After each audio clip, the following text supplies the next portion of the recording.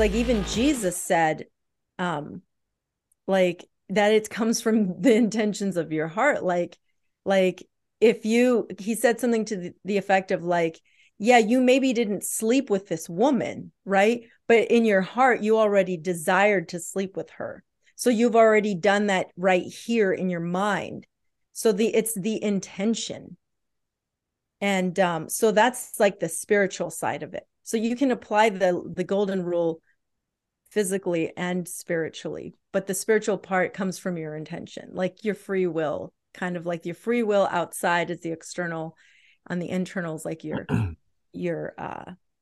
intention. So like I just thought of that right now. So I haven't fleshed it out, but that's how I see it right now. Yeah, no, I love that. And I think the other side of that coin would be applying the golden rule internally is, are you acting like a victim? You know, that's the other side of free will that we talk about so much, which is simply your choice how you're going to feel about something in the moment when it happens. You know, I was listening to Rodney Norman, my friend and comedian Rodney Norman, this morning. He was doing a live and he was talking about, because people were asking him how he maintains like an optimistic kind of view, and he says, he's like, you know, when something happens to me, he's like, I don't view it as good or evil. I just view it as something that happened.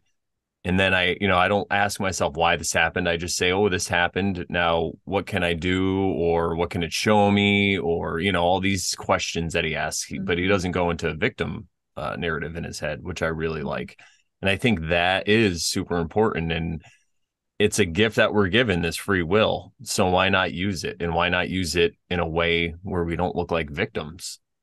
Because if you think about the golden rule, do not do unto others as you would have done yourself, and then also do not do unto others. You wouldn't want people out there acting like a victim around you. So why would you act like a victim to yourself?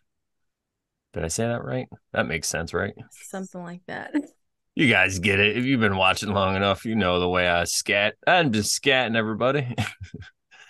Yeah, it's something I was listening in the show because we're recording this right after our woodshop bear woodshop episode, woodshop Stream. the wise streamed, and I was speaking and I was talking about, I don't remember what it was, but I'll think of it. And then I remember saying it, and I'm like, oh, that came across great. And then listening to it, I'm like, oh, I was That kind of didn't come across. scatting in the middle there. So, guys, read between the lines, you'll get it. But that's the cool thing about having a show, too, is because every week we could talk about these things and flush them out even more, especially this new idea that Sharon just popped up. And let me tell you, she's pretty strict by the notes. So when she freestyles, I love it. We're just freestyling, everybody.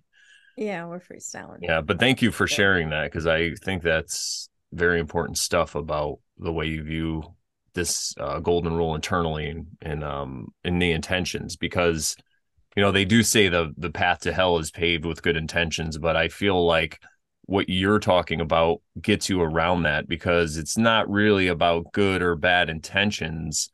It's more about true or false intentions, right? Are you truly going by what your heart's telling you, or are you going along with what you think you should do to save everybody when you should be looking in the mirror, maybe, right? And saving yourself, perhaps.